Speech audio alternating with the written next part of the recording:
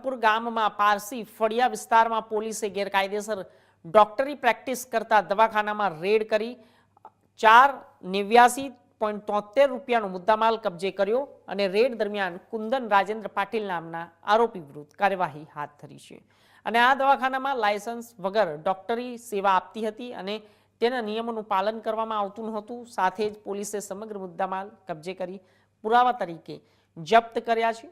આવું પગલું સ્થાનિક વહીવટી અને આરોગ્ય સુરક્ષા કાયદાના અમલ હેઠળ લેવામાં આવ્યું છે। અત્યારે કુંદન રાજેન્દ્ર પાટીલને વોન્ટેડ જાહેર કરવામાં આવ્યો છે। તેની શોધખોળ માટે સ્થાનિક પોલીસ તંત્ર સક્રિય છે।